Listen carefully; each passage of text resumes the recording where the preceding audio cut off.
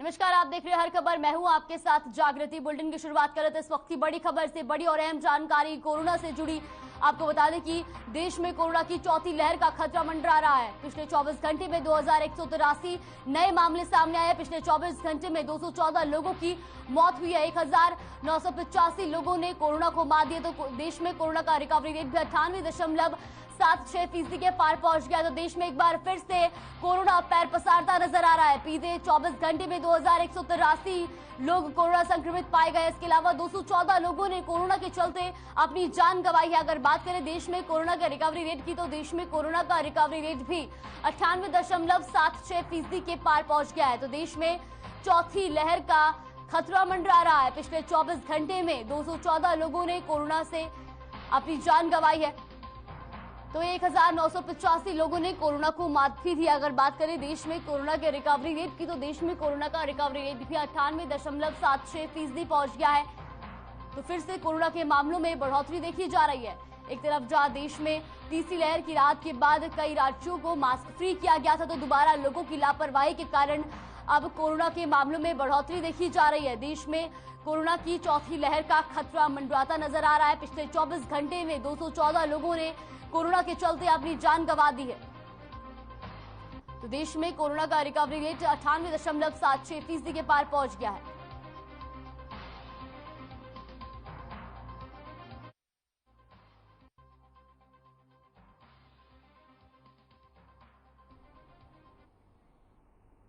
बढ़ते अगली खबर की ओर, जहां हरियाणा में कोरोना के मामलों में अब तेजी देखने को मिल रही है, जिसके चलते प्रदेश में एक दिन में कोरोना के 191 नए मामले सामने आए, जबकि एक दिन में प्रदेश में कोरोना के चलते किसी भी व्यक्ति की मौत नहीं हुई और 115 लोगों ने कोरोना को मात दी है, जिसके चलते कोरोना का रिकवरी रेट 98.83% पहुंच गया है।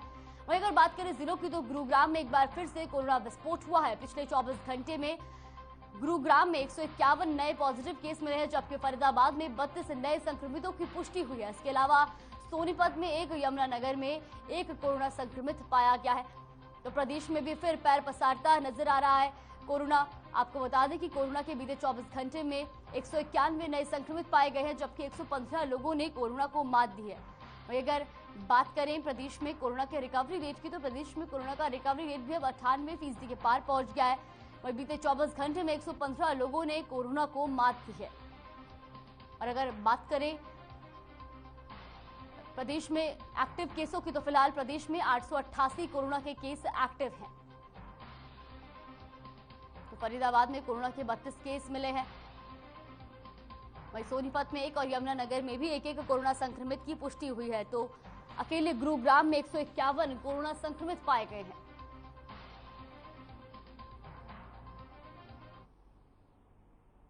बीजेपी प्रदेश अध्यक्ष ओपी धनखड़ ने जींद जिला पार्टी कार्यालय में बूथ कार्यकर्ताओं के साथ बातचीत की। आपको बता दें कि बूथ स्तर के कार्यकर्ताओं के साथ मुलाकात में बीजेपी जिला अध्यक्ष राजू मोर, जींद से विधायक डॉक्टर कृष्ण मिड्डा भी मौजूद रहे। आपको बता दें कि इस बैठक में धनखड़ ने कार्यकर्ताओं को संगठन को मजबूत करने के साथ साथ नगर निकाय चुनाव की तैयारियों को लेकर भी दिशा निर्देश दिए। बैठक के बाद ओपी धनखड़ ने निगम चुनाव पर कहा कि मई में चुनाव हो सकते हैं और चुनाव के लिए बीजेपी पूरी तरह से तैयार है।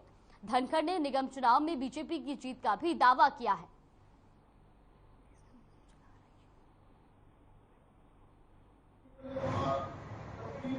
का प्रवास है और नगर परिषद के चुनाव की दृष्टि को लेकर है। अभी चुनाव होने वाले हैं जो संभावित हैं मई में। उसी के नाते से कुछ नेताओं की ड्यूटी लगाई हुई है, मेरी भी ड्यूटी लगाई हुई है कि मुझे जीतने के साथ साथ और कई, मैं सफेदों भी होकर गया हूँ इसी तरह के टूर में। आज जीतने हूँ, बहुत सारे परिवारों में भी आज जाने वाला हूँ, बहुत लोगों को मिलने वाला हूँ और अभी सुबह सुबह कार्यकर्ताओं की बैठक ली है। हमारे कार्यकर्ता, हमारी पार्टी पूरी तरह से नगर परिषद नगर पालिका चुनाव के लिए तैयार है। सरकार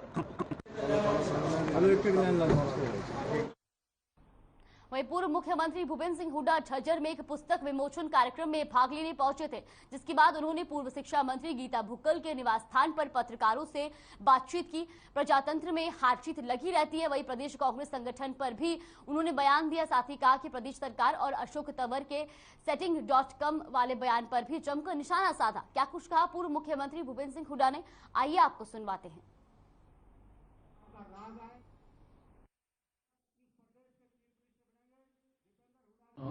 किसी भी संगठन के लिए अच्छी बात नहीं है। इसके लिए कौन जिम्मेवार है, क्यों नहीं संगठन बना? आपको लगा था सर हाईकमान से बैठक भी हुई है? मैं तो कहता रहा हूँ संगठन बनाओ।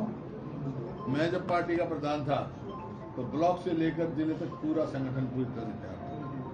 ये कार्यकर्ता भी हताश है सर, और एक मांग भी उठी है बीमारी। मेरे टाइम के हैं ये ब्लॉक के प्रधान जो अब सब एक्सपीरियंस कोई पावर दुआ दो जी, कोई पावर दुआ दो आपके टाइम के। उनके बेचारों का एक्स लग गया सब जी, एक्स लग गया। अब तो पार्टी का चुनाव होना जैसे नासपुर नहीं ऐसा है। आप रिजल्ट में रहते हो, 2014 में भी यहाँ होंगे।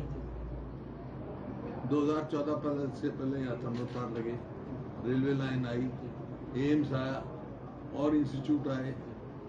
ये 14 के बाद आप यहीं के हो, ईमानदारी से बता, पत्रकार की बात नहीं है, कोई काम आपको दिखाई दे रहा है तो फिर वो तो बताओ। मैं तो सारे पत्रकार जरिए बता दो भाई ये हम देख रहे हैं मान जाऊँ।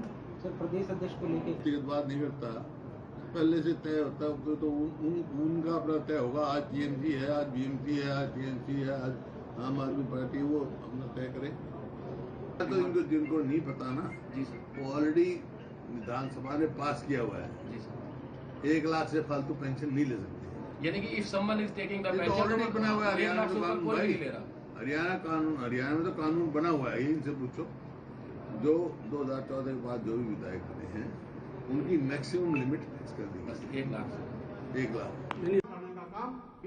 जुलाना के 2 गांव में जली फसल का जायजा लेने के लिए सांसद रमेश कौशिक और जींद के उपायुक्त मनोज कुमार पहुंचे। इस दौरान सांसद ने उपायुक्त को निर्देश दिए कि किसानों को जितना हो सके उतना ज्यादा से ज्यादा फसल का मुआवजा दिया जाए ताकि किसानों की नुकसान की भरपाई हो सके। वहीं सांसद ने सड़क किनारे गिरे हुए पेड़ों को उठाने के निर्देश भी अधिकारियों को दिए। तो जुलाना में सांसद ने गाँव का दौरा किया और इस दौरान जली फसलों का भी जायजा लिया।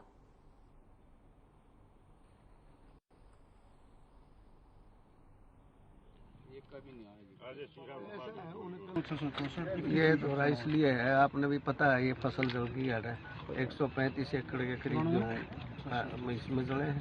5 एकड़ गाँव मोड़ है, लगभग 140 150 एकड़ तक का ये नुकसान। उसके लिए मौका दे के नहीं कर दौरे करा ली और इनका जो ज़्यादा से ज़्यादा मुआवजा दिलवा सके वो सारा इनको मदद। 45 किलो।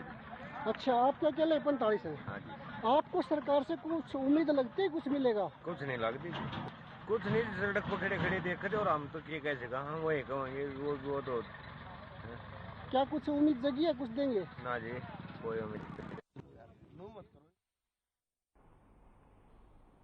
बल्लभगढ़ में कल शाम सरपुरा गांव से एक शर्मसार घटना सामने आई है, जहां एक 40 साल के व्यक्ति ने 1.5 साल की मासूम बच्ची के साथ दुष्कर्म किया।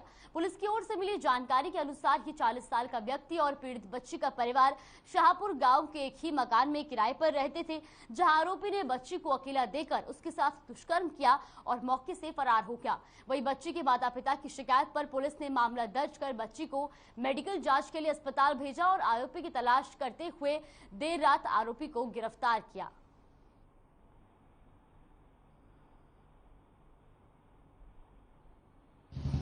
कल हमें रुका मिला था हॉस्पिटल से कि वे एक छोटी बच्ची के साथ सेक्सुअल असोल्ट के केस में पीड़ित होकर वो जीएच बल्लभगढ़ में है। उसके बाद हम मौके पे गए हैं, उस बच्ची को बीकेएच फरीदाबाद दाखिल कराया है, उसका मेडिकल कराया है, मुकदमा दर्ज किया गया उसके बाद और आरोपी की तलाश की गई। उसको देर रात अरेस्ट कर लिया गया है, उसे आज पेश अदालत कराया। फरीदाबाद की सेक्टर 85 में कुछ कुम्हार झुग्गी झोपड़ी बनाकर रहते थे, जो मिट्टी की सुराही और घड़े बनाकर बेचते थे। बताया जा रहा है कि ये जमीन हुडा की है, जो इस 42 डिग्री तपती गर्मी इनके आशियाने उजाड़ दिए गए, जिसके बाद कुम्हार वहां धूप में अपना सामान समेटते नजर आए। वहीं पीड़ित लोगों का कहना है कि उन्होंने विधायक राजेश नागर से गुहार लगाई, लेकिन उन्होंने कहा कि हम आपकी मदद नहीं कर सकते।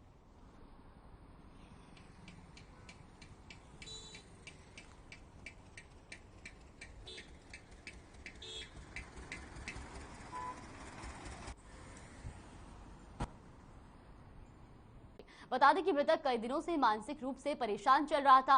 इधर मौके पर पहुंची पुलिस ने मृतक के शव को पोस्टमार्टम के लिए अस्पताल भिजवाया। पुलिस की ओर से 174 में कार्रवाई की गई। वहीं मृतक के भाई महेंद्र सिंह ने बताया कि कुछ दिन पहले नरेश के ससुर की मौत हो गई थी, जिसके बाद उसकी पत्नी मायके चली गई। नरेश अपनी पत्नी को लेने के लिए ससुराल भी गया था, जहां पर पति पत्नी के बीच आपस में कहासुनी हो गई थी, जिसके बाद से ही नरेश मानसिक रूप से परेशान चल रहा था।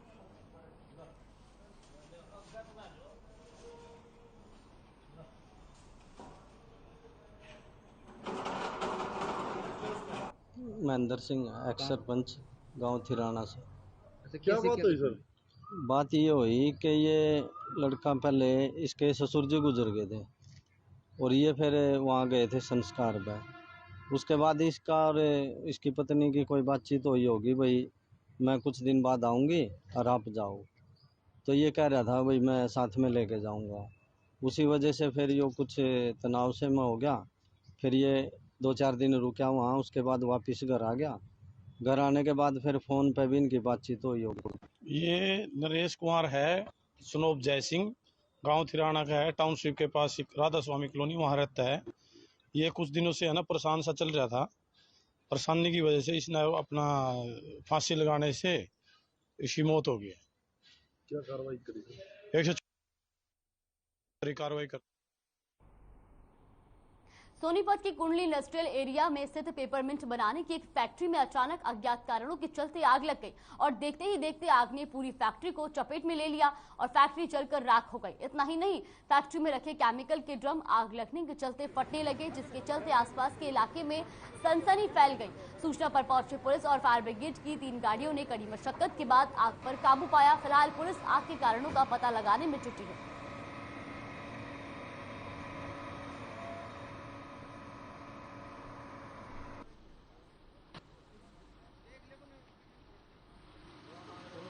ये फैक्ट्री आपके सामने है 504 नंबर कुंडली में और लगभग 4:45-5 बजे के आसपास का मैसेज आया था ये इसमें है। लेकिन यहाँ ना तो कोई मालिक मिल रहा है ना कोई वर्कर मिल रहा है। उसकी वजह से बड़ी परेशानी हो रही है। इसके अंदर मटेरियल कौन सा है, कितना मटेरियल है, उसकी क्वांटिटी कितनी है, तो इसमें थोड़ी सी प्रॉब्लम आ रही है। बाकी गाड़ियाँ लगा रखी हैं दिल्ली से, रोहतक से, सोनीपत से, झज्जर से। हमने अपने एडजॉइनिंग डिस्ट्रिक्ट से जो हो मदद ले रखी है। आग को हो जाएगा कंट्रोल थोड़ी देर में। सर ब्लास्ट भी हो रहे हैं, केमिकल के ड्रम्स हैं, वो ड्रम जो है ना उसमें वेपराइजेशन होकर के वो ब्लास्ट हो रहे हैं। कितनी दिक्कतों का सामना करना पड़ रहा है फायर ब्रिगेड को? फिलहाल तो यही है कि इसमें पता नहीं चल रहा है ना बेसमेंट में है कितना मटेरियल है। मटेरियल की वजह से पता नहीं चल रहा, क्वांटिटी की वजह से जो है ना उसमें। सर कोई मजदूर तो अंदर नहीं फंसा है अभी तक? हमारे नोटिस फैक्ट्री मालिक से बात हुई हो? नहीं, किसी से कोई बात नहीं हुई अभी तक। आग का कारण का कुछ पता लगा? नहीं है, कुछ भी नहीं है, कोई मिला ही नहीं ना। फायर की कोई एनओसी का कभी कोई ध्यान नहीं है, वो देख जांच की बात है बाद में। कितनी गाड़ियाँ पहुंची अभी तक? फिलहाल 14 गाड़ियाँ काम कर रही हैं।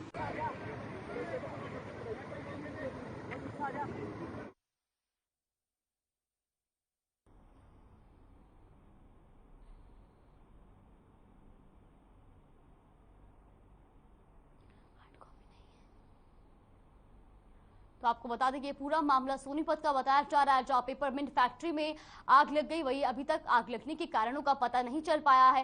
हालांकि मौके पर दमकल विभाग की गाड़ियां पहुंची और कड़ी मशक्कत के बाद लगातार आग पर काबू पाने की कोशिश करती नजर आई। तो वही आपको बता दें कि कड़ी मशक्कत के बाद फायर ब्रिगेड की टीम ने इस पर काबू भी पा लिया और इस दौरान आगजनी में फैक्ट्री में मौजूद केमिकल ड्रम भी ब्लास्ट हो गए। तो ये भी आपको बता दें कि आग लगने के कारणों का अभी तक पता नहीं चल पाया है। तो फायर ब्रिगेड की टीम ने कड़ी मशक्कत के बाद इस आग पर काबू पाया। ये पूरा मामला सोनीपत का बताया जा रहा है, जहां सोनीपत के कुंडली क्षेत्र की फैक्ट्री में ये आग लगी है और ये फैक्ट्री पेपरमिंट की बताई जा रही है। हालांकि फैक्ट्री के अंदर मौजूद केमिकल ड्रम भी इस दौरान ब्लास्ट हो गए, जिसके बाद आसपास के इलाके में भी सनसनी फैल गई।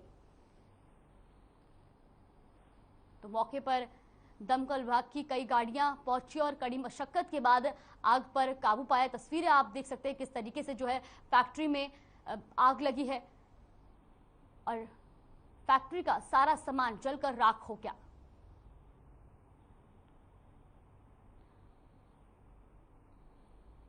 तो कुंडली इंडस्ट्रियल एरिया में पेपरमिंट बनाने की इस फैक्ट्री में अचानक आग लग गई।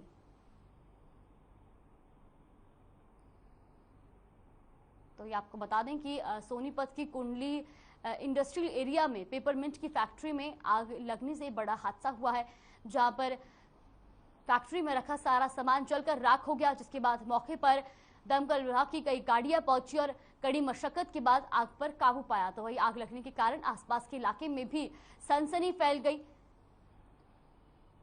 और वही इस आगजनी में फैक्ट्री का सारा सामान जलकर राख हो गया।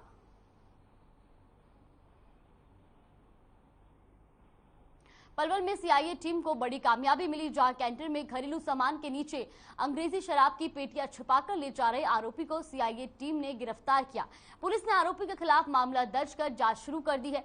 सीआईए टीम के इंचार्ज जंगशेर सिंह ने जानकारी देते हुए बताया कि जिला उप पुलिस अधीक्षक राजेश दुग्गल की ओर से अवैध शराब तस्करों पर कड़ी कार्रवाई के निर्देश जारी किए हुए हैं, जिनकी पालना करते हुए उनकी टीम ने गश्त के दौरान वाहनों की चेकिंग की और गुप्त सूचना के आधार पर तुरंत कार्यवाही करते हुए शराब तस्करों को धर दबोचा।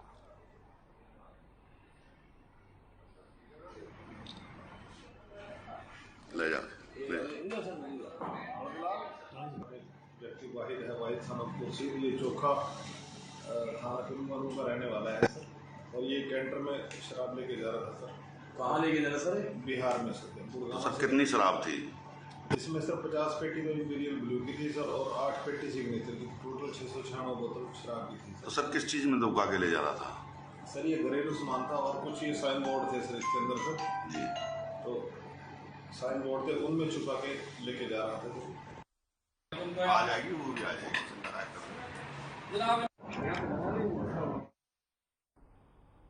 पलवल में अपराधों का ग्राफ लगातार बढ़ता जा रहा है। तो आपको बता दें कि जहां जिले में चिंता का विषय ही ये बना हुआ है कि अपराधों के बढ़ते मामलों में होडल की अपराध जांच शाखा पुलिस ने कार्रवाई की। जिले में गश्त के दौरान अलग अलग जगहों से 2 लोगों को अवैध हथियारों के साथ गिरफ्तार किया गया है। बता दें कि पकड़े गए इन आरोपियों पर पहले से कई आपराधिक मामले दर्ज है। पुलिस ने आरोपियों पर मामला दर्ज कर रिमांड पर लिया है, ताकि आरोपियों से और भी वारदातों का खुलासा हो सके।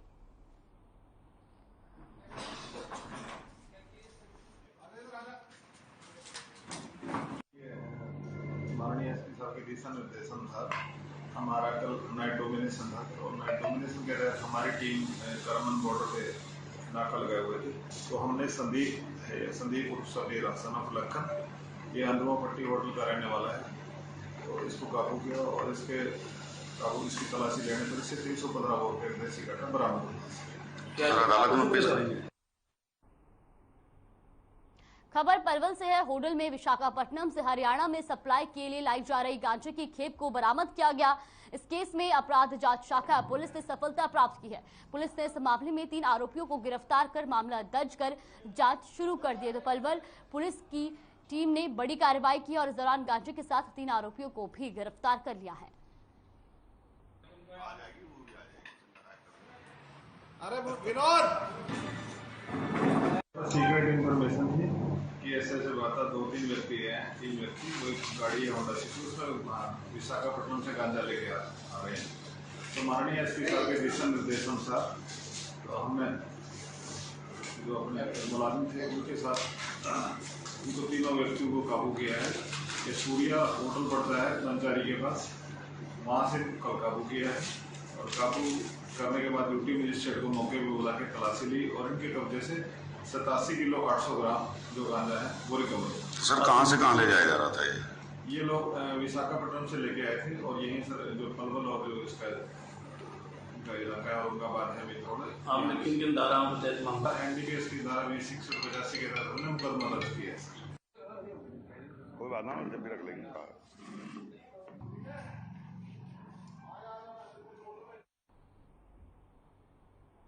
साइबर सिटी गुरुग्राम में बेखौफ बदमाशों ने एक पुलिस कर्मी को गोली मार दी। मामला शहर के पॉश गैलेरिया मार्केट के पास का है, जहां चेन स्नैचर्स को काबू करने के लिए पुलिस ने नाका लगाया हुआ था। इस दौरान बाइक पर सवार 2 संदिग्ध युवकों को रोकने की कोशिश की गई, तो बाइक सवार हथियारबंद बदमाशों ने पिस्तौल निकालकर पुलिस के सिपाही पर फायर कर दी, जिसके बाद दोनों बदमाश मौके पर बाइक छोड़कर फरार होने में कामयाब हो गए।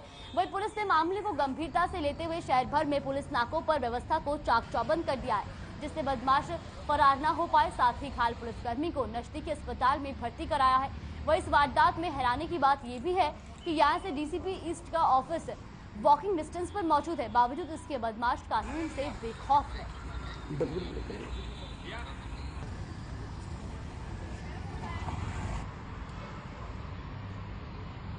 हाँ, पुलिस को सूचना मिली थी कि एक लाल अपाचे बाइक पे दो संदिग्ध झपटमार घूम रहे हैं। तो इस सूचना पे नाकेबंदी की हुई थी और थाना DLF SHO की मोबाइल में गौरी शंकर और उनके साथ में जो SI साहब थे वो गश्त पे थे।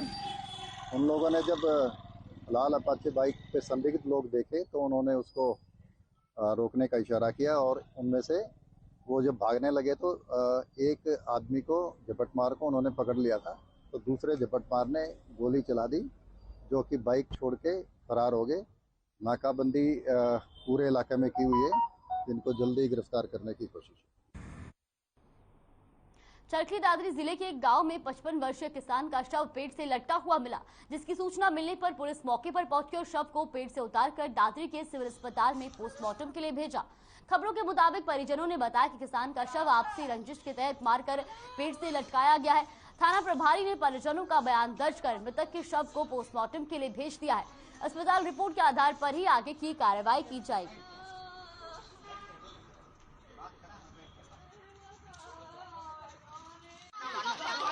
लगभग उम्र है 55 वर्ष। ये पेड़ का लटका हुआ मिला फांसी खाए। जो हमें सूचना मिली मौके पर पहुंचे, इसके लड़के ने एप्लीकेशन दी है। और मेरा पिताजी शराबी किस्म का आदमी था, शराब पीने का आदमी था। वो कई दिन से मानसिक रूप से परेशान था।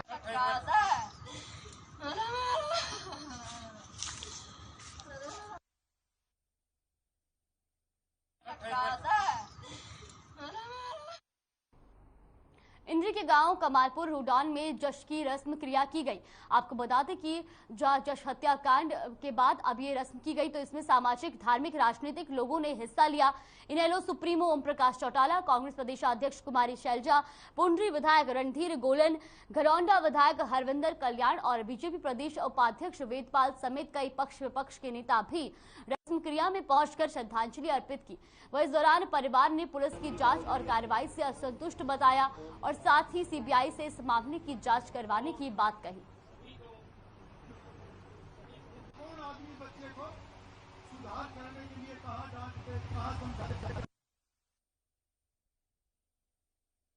जो बच्चा चला गया उसे तो वापस आना नहीं, लेकिन उस दुखी परिवार के प्रति हमदर्दी जताना हमकी जिम्मेवारी। बात में इनको इंसाफ मिलेगा, इनकी डिमांड पूरी होगी, CBI की इंक्वायरी से इनकी तसल्ली होगी, उसके बाद देश को झंझोड़ के रख दिया ऐसे हादसे में। इसका कोई राजनीतिकरण नहीं होना चाहिए और जो भी परिवार चाहता है न्याय के लिए सरकार को उनकी बात माननी चाहिए। तो मेरी मांग नहीं है, परिवार की मांग, परिवार जो भी हो वो मांग। चलिए फिलहाल खबर 10 में बस इतना ही। बने रहिए हमारे साथ। नमस्कार।